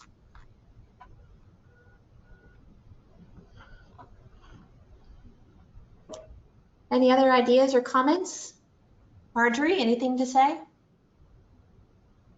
I was thinking that there needs to be some way that this process seems less elitist to someone who might be interested in proposing a grant, because I think right now it does seem a bit challenging. Yeah, I think along those, agree with you. At least our stakeholders agree with you. Along those same lines, how do we determine what the interests of the targeted communities are? It seems like you need preliminary outreach and then follow-up outreach. Preliminary outreach to find out what's needed, and then follow-up outreach to help with the grant writing, for example, to encourage the grants. Well, Jan, I think you're exactly right. And for those of us who do this, it's extremely time intensive to make those connections, those direct personal connections, to do what we're suggesting, which is to go to these communities, attend their events, co-host events with them, get to know them, build trust, understand what their interests are. So to the extent that the CAC is interested in initiating some of those activities, I think that would be a great place to start, just to reach out, say hi, and develop relationships, friendships that then might grow into something more sophisticated, like a mini grant workshop, where folks can come with their ideas and get real help, technical help in putting it all together. So it isn't just click this link and fill this out. It's more of a personal relationship. I expect we'll need help knowing what the opportunities are for engagement.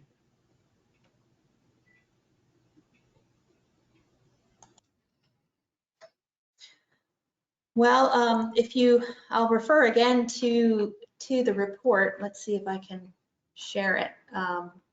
As I mentioned, we brainstormed all of the various, let's see, hang on. I guess I don't have screen sharing. Can someone share table 4 from the strategy? Which lists all the. So you're thinking of the organizations that you listed? Yeah, all the organizations there. If you all have any connections with those organizations already, if you live in or near those communities, yeah, there it is. We've divided them up into recreation interests, education and youth services interests, health and wellness interests, arts and culture, business groups. So there are many, many, many ways to connect, and then find that synergy, find where those groups, their interests intersect with those of the TBEP's priorities.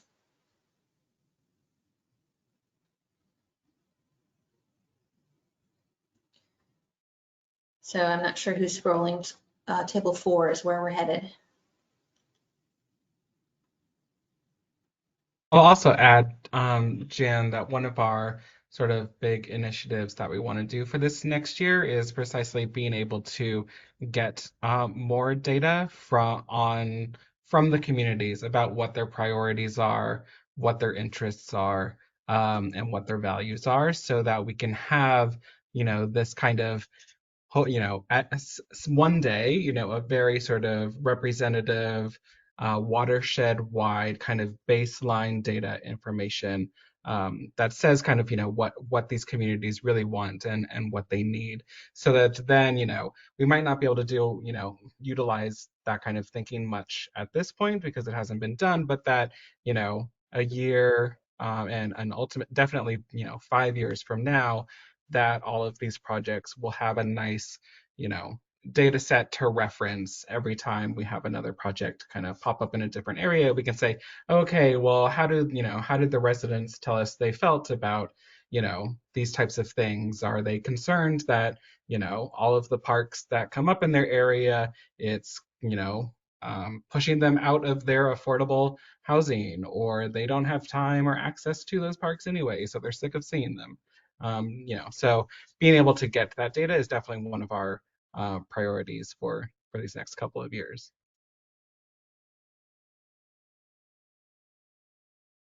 Well, thank you, everybody. I really appreciate your feedback and your thoughts on that. And I hope that we can really implement some of these things going forward. Thanks, Jennifer. And if you have any additional comments, feel free to send them to Maya's way.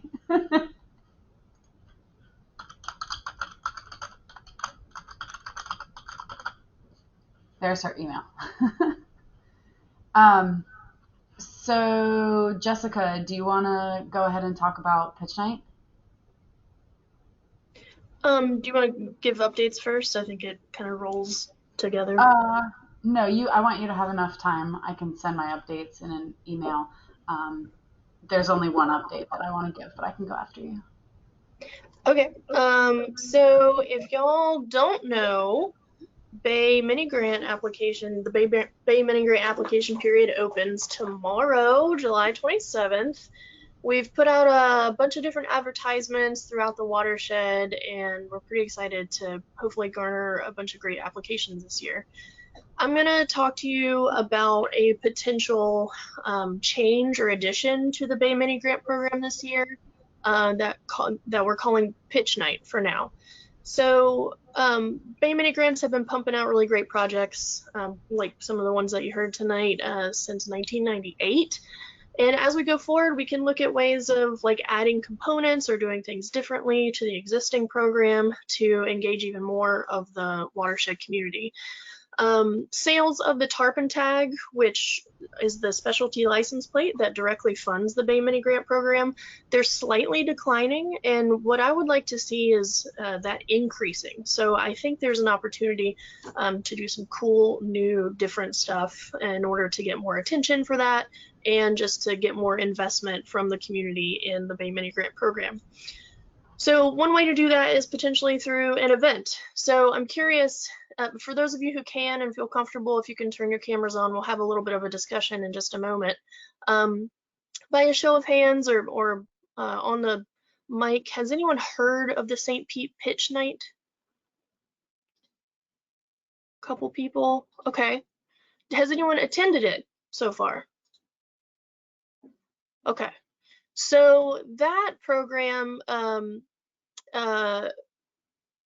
was started by St. Pete Greenhouse, which is like a small business incubator organization in the city of St. Pete, with the St. Pete Chamber of Commerce. So who has heard of the show Shark Tank by a show of hands or speaking up?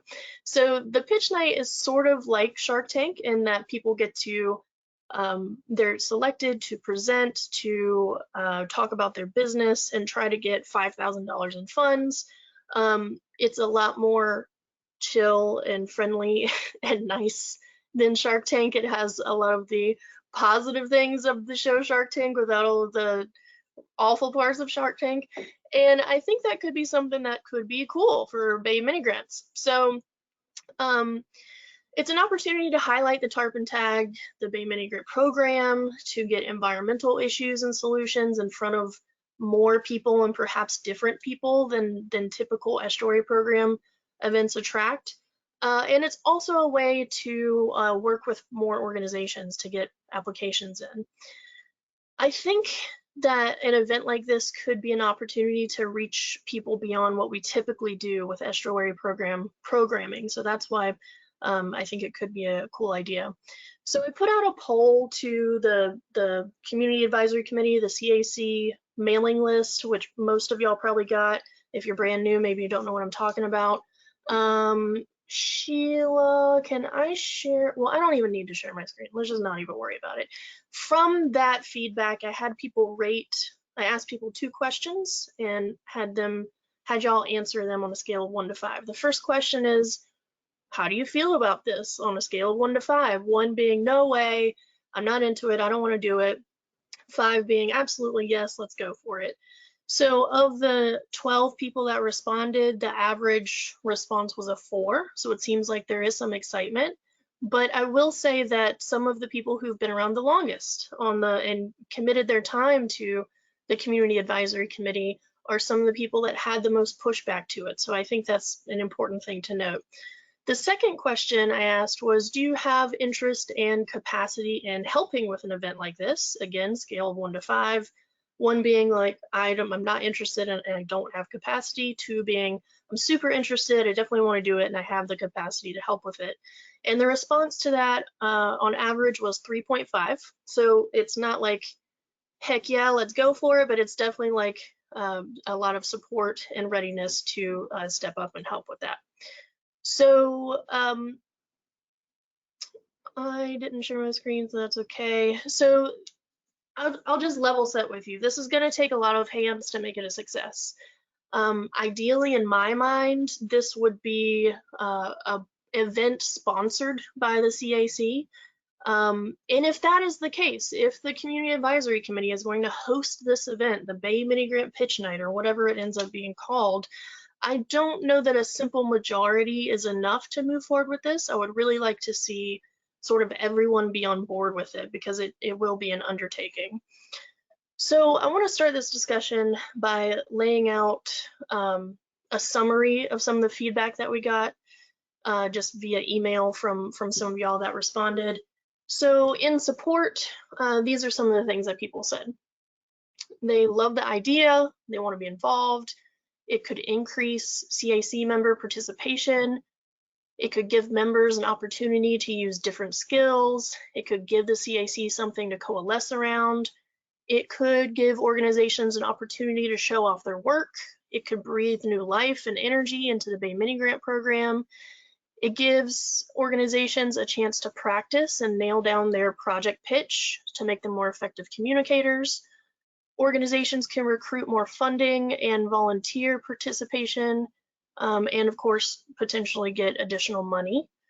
Some of the statements in opposition to this event that people just weren't super interested are, it'll be hard to pull off. It makes applying and reviewing applications more complicated.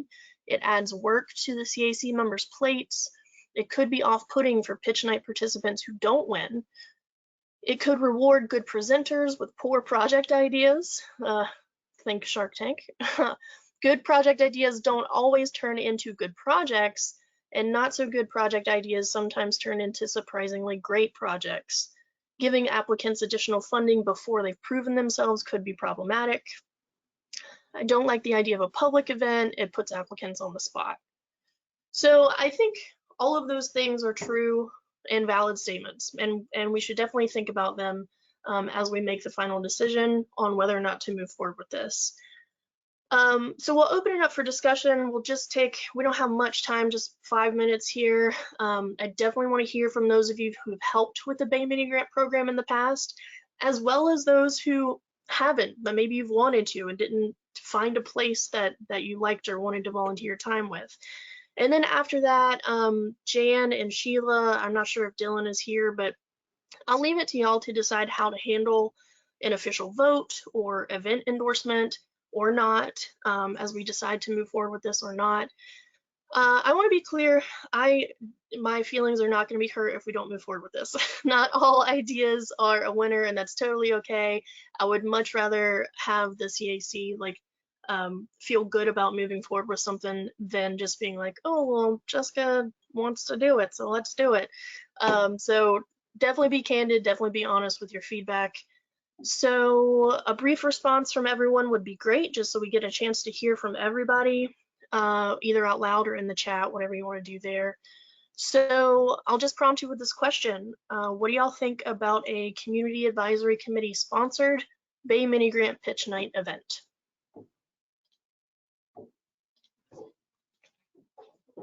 I was one of the people who was not enthusiastic about this project. I was concerned at having judged both the mini grants and the Golden Mangrove, how many projects sounded wonderful on paper and didn't come to fruition.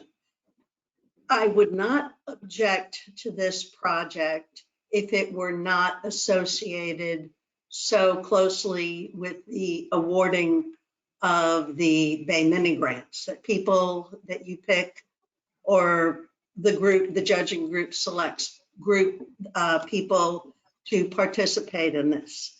I think that a lot of people can have wonderful projects, do wonderful projects.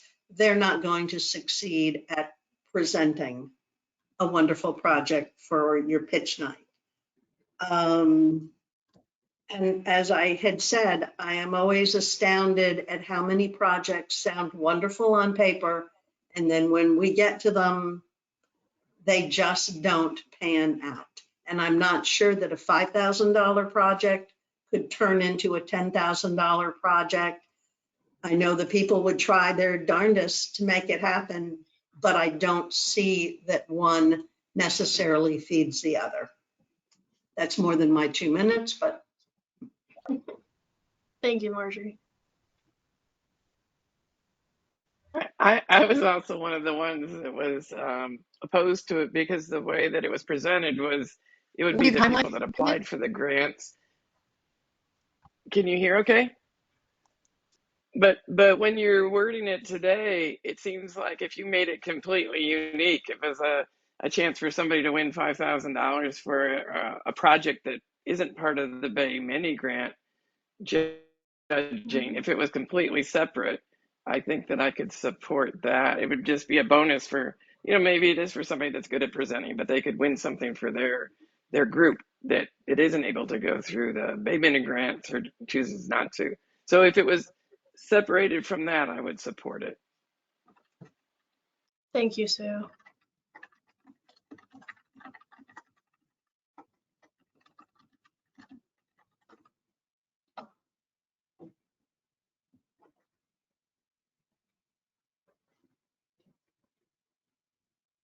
Any other feedback, y'all? You have some in the chat. I see that, yeah.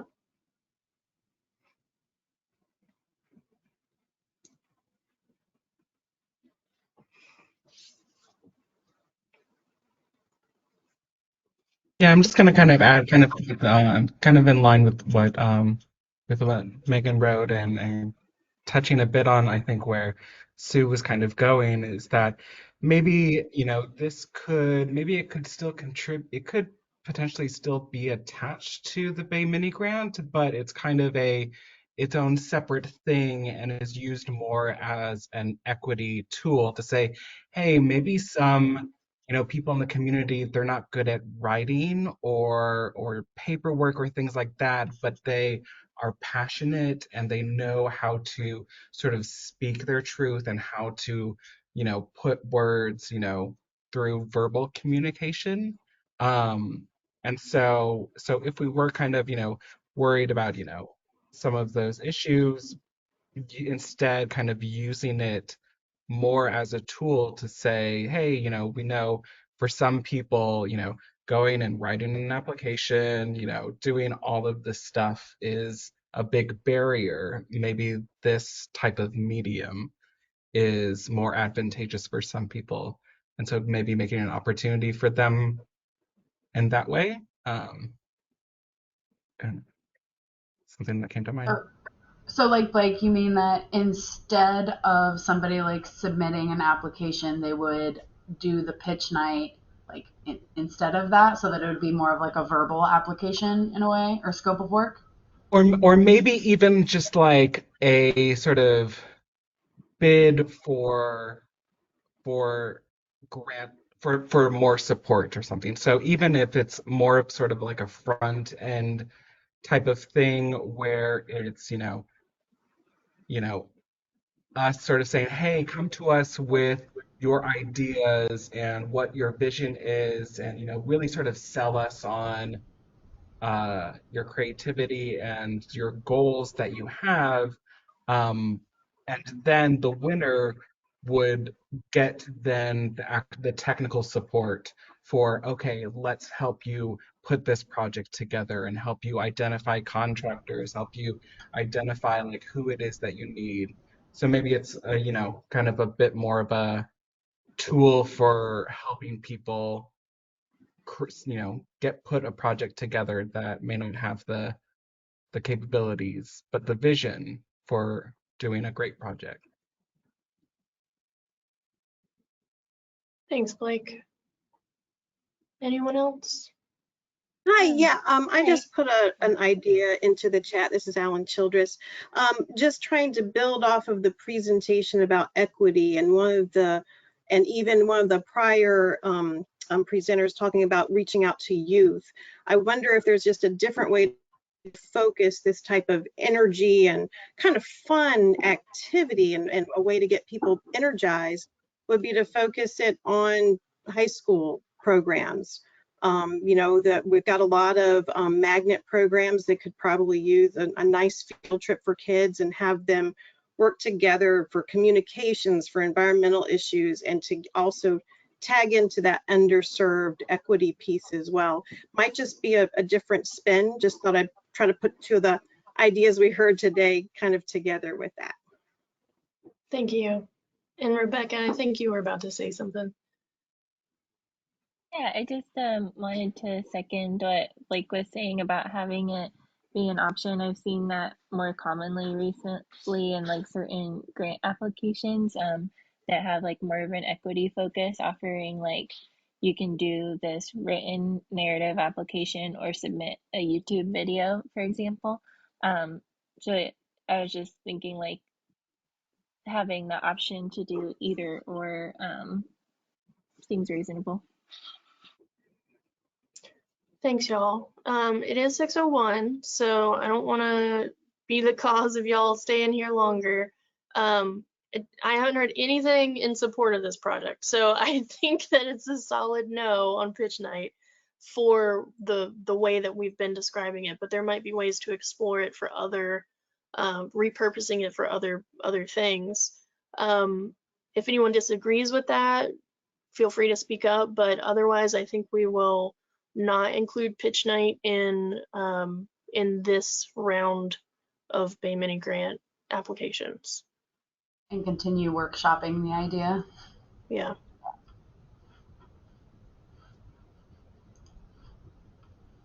Yeah, I think it's a good thought, but it does seem like it needs more refinement. And plus the timeline is short for this year, seems like.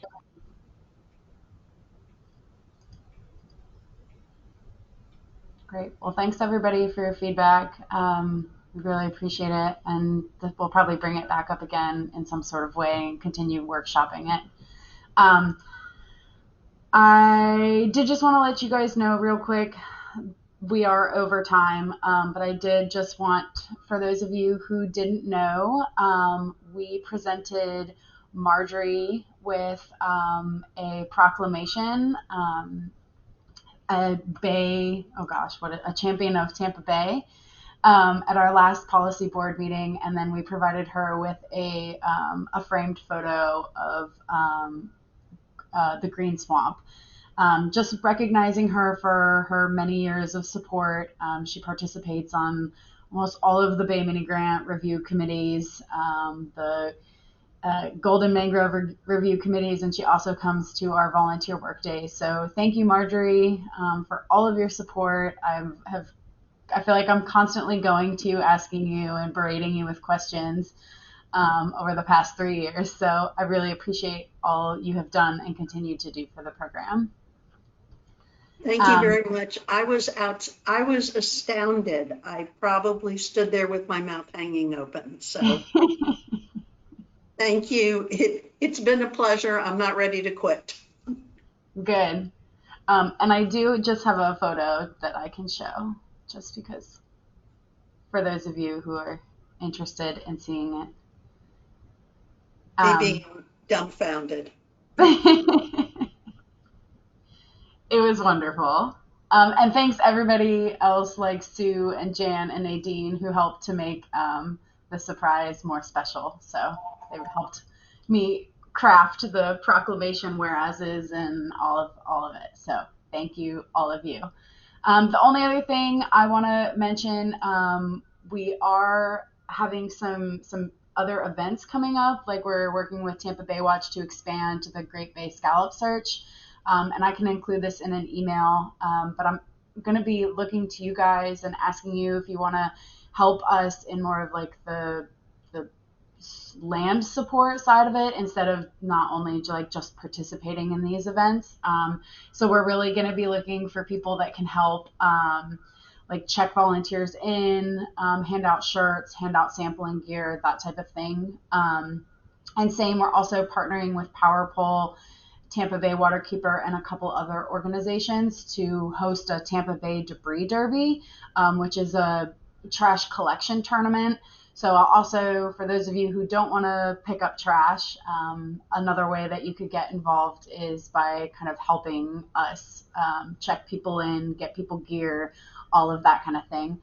So be on the lookout for an email with those opportunities. And then just a final reminder, Bay Mini Grants go live tomorrow, so please help us spread the word. Applications close on September 15th. So anybody else have any other announcements for the good of the cause? Did you say the date for the Debris Derby? So the Great Bay Scallop Search is August 19th, and then the Debris Derby is November 4th at E.G. Simmons. The Debris Derby hasn't been officially announced to the public yet. We'll probably launch in early August, so you guys get a sneak peek. But if you volunteer for any of these events, the Scallop Search or the Debris Derby, you get a free lunch and a free shirt. So and a free time to hang out with me and probably Maya and Jessica and other staff.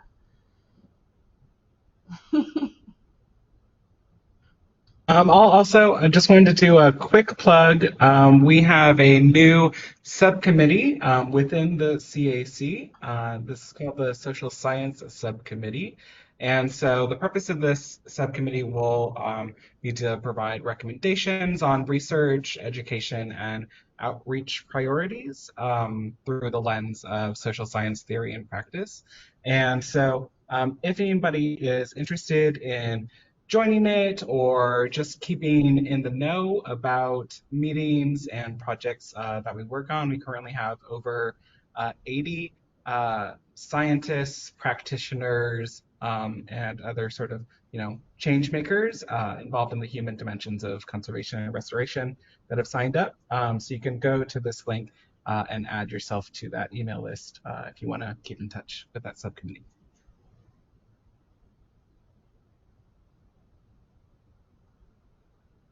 Great. Thanks, Blake.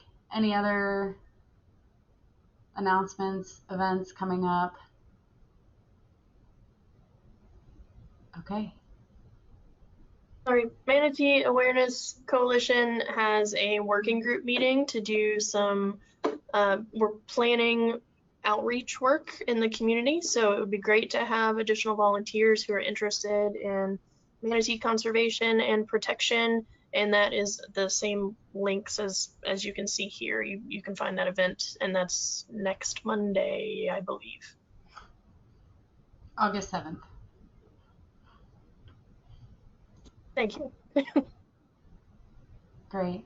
Well, thanks everybody. Sorry we went a bit over time, but we really appreciate all of your feedback and involvement, and thanks so much for being here.